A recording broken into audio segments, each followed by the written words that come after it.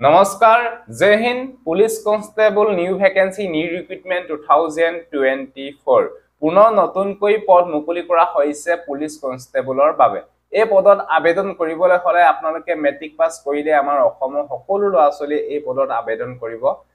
পাৰিব টোটাল কিমানটা পদ মুকলি কৰা হৈছে স্যালাৰি কিমান দিব কেতিয়াৰ পৰা এপ্লাই হৈছে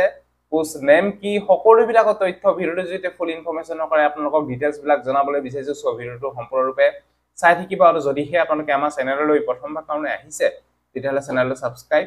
কৰি লব ভিডিও ডেসক্ৰিপচনত ফুল এডভাৰটাইজমেন্টৰ ডিটেইলছ আৰু এপ্লাই কৰা লিংক দিয়া আছে গৈ পিনে চেক কৰি আপোনালোকে এপ্লাই কৰিব পাৰিব আজিও পৰা এই পঢ়বিলাকৰ এপ্লাই ষ্টাৰ্ট হৈছে ভিডিওটো জৰিয়তে সকলো বিলাকৰ তথ্য জনাম সব ভিডিওটো সম্পূৰ্ণৰূপে চাই থাকিব আৰু অসম পুলিচৰ বা এডিআৰই ৰিটেন এক্সামৰ কাৰণে যদি তৈয়াৰী কৰিছে তেতিয়াহলে আপোনালোকে এই ইবুকখন আপোনালোকে লৈ লওক একেবাৰে কম দামত দিয়া হৈছে 70 रुपीस পেমেন্ট কৰি এই নম্বৰটোত স্ক্ৰিনশ্বট দি দিয়ক লগালক আপোনালোকক এই ইবুকখন WhatsApp যোগেদি পঠিয়াই দিয়া হ'ব যদি ল'ব বিচাৰে লৈ ল'ব পাৰে আপোনালোকৰ এক্সামৰ কাৰণে বহুতে হেল্পফুল হ'ব বহুত ইম্পৰ্টেন্ট কোৱেশ্চন এই ইবুকখনত আপোনালোকে দেখিবলৈ পাব যদি ল'ব বিচাৰে লৈ ল'ব পাৰে এতিয়া যিখিনি পুলিচ কনষ্টেবলৰ ফালৰ পৰা পদ মুকলি কৰা হৈছে এই পদবিলাকৰ ডিটেইলছ স্টেপ বাই স্টেপ মই আপোনালোকক জনাবলৈ বিচাৰিছো এখিনি পদ মুকলি কৰা হৈছে ITBP animal transport new recruitment 2024 বাবে এখিনি পদ মুকলি কৰা হৈছে ITBP animal transport recruitment 2024 details department name Indo Tibetan border police force ITBP ফালৰ পৰা এখিনি পদ মুকলি কৰা হৈছে এপ্লাই প্ৰসেছ অনলাইন মাধ্যমত এপ্লাই কৰিব লাগিব এপ্লাই লাষ্ট ডেট সেপ্টেম্বৰ মাহৰ 10 তাৰিখৰ ভিতৰত এই পদবিলাকৰ এপ্লাই কৰিব লাগিব job location all India salary দিয়া হ'ব 21700 পৰা 69100 টকাৰ স্যালাৰি দিয়া হ'ব level 3 post name head constable veterinary and constable animal এটেন্ডেন্টৰ কাৰণে ভ্যাকেন্সি আপোনালোকে দেখিবলৈ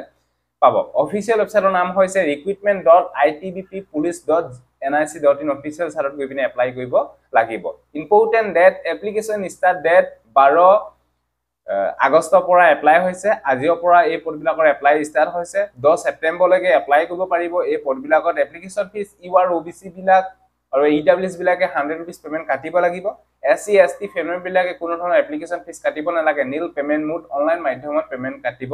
লাগিব তাবা নেক্সট হৈছে আইটিবিপি এজ লিমিট ইয়াতে আপোনালোকৰ যিখিনি হেড কনষ্টেবল ডেসাৰ ভেটেনাৰি আছে এই পদবিলাকৰ এপ্লাই কৰিবলৈ হলে আপোনালোকে 18 বছৰৰ পৰা 27 লৈকে এপ্লাই কৰিব পাৰিব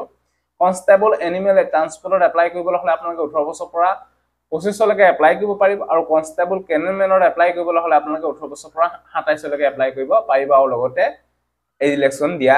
হৈছে এসটি এসসি সকলৰ কাৰণে 5 বছৰ ওবিসি এমবিসি বিলাকৰ কাৰণে 3 বছৰ ইলেকচন দিয়া হৈছে এই বিষয়ে আপোনালোকে গম পালে তাপা নেক্সট হৈছে আপোনালোকৰ এডুকেশন কোৱালিফিকেশন ইয়াতে কনষ্টেবল এনিমেল ট্ৰান্সপোৰ্টত এপ্লাই কৰিবলৈ হলে আপোনালোকে সিম্পল মেট্ৰিক পাছ কৰিলে আপোনালোকে এপ্লাই কৰিব পাৰিব বা কনষ্টেবল কেনেলমেনত এপ্লাই কৰিবলৈ হলে আপোনালোকে সিম্পল মেট্ৰিক পাছ কৰি আপোনালোকে এপ্লাই কৰিব পাৰিব কিন্তু যিখিনি আপোনালোকৰ হেড কনষ্টেবল ডেসাৰ ভেটেনাৰি ভ্যাকেন্সি আছে তাত এপ্লাই কৰিবলৈ হলে আপোনালোকে 12 পাছ হাই সেকেন্ডাৰী পাছ কৰিব লাগিব আৰু লগতে ৰেগুলাৰ পাৰাৰ ভেটেনাৰি কোৰ্স থাকিলেহে আপোনালোকে হেড কনষ্টেবল ডেসাৰ ভেটেনাৰিত এপ্লাই কৰিব পাৰিব